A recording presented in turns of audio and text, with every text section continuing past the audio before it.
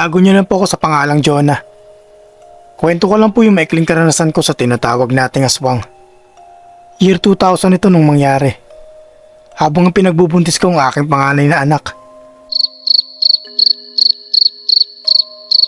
Isang gabi po nun, habang mahimbing ang tulog namin, bigla na lang akong nagising sa mga kaluskos na naririnig ko. Nung una akala ko yung mga kabataan na naman yun na naghahanap ng gagamba. Banda po dun sa may likuran namin. Kasi matataas po ang talahib dun. Gabi-gabi po yun. Napakaiingay pa nila. Minsan nga sinisigawan to ng asawa ko. Kasi nakakabulaho talaga yung mga bata na yun.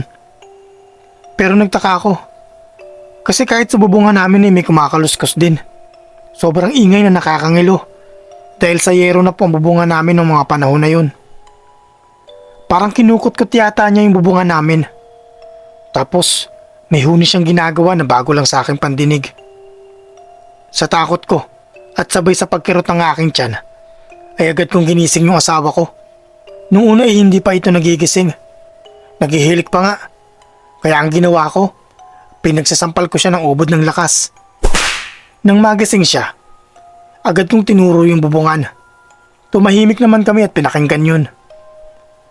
Agad namang lumabas yung asawa ko kasi akala niya pusa lang yung nasa bubungan namin.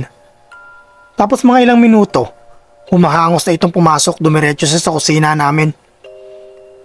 Pagbalik niya, may dala na siyang itak at isang dakot na asin.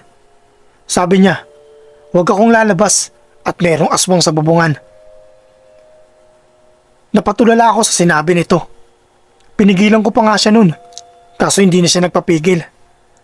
Nang makalabas na si Mister, ang narinig ko na lang yung sigaw niya na, "Hoy aswang! Umalis ka dito!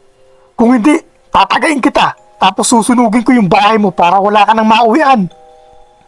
Kasunod nun yung parang buhangin na tumama sa bubungan namin. Sa pakiwari ko yun yung asin. Tapos, bigla na lang na may kumalampag sa likuran.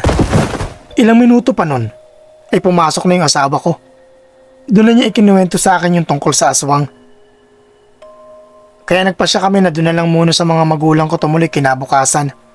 Kasi doon, maraming taong magbabantay sa akin. At baka bumalik pa kasi yung aswang na yun. Mabango daw kasi sa mga ito ang amoy ng sanggol.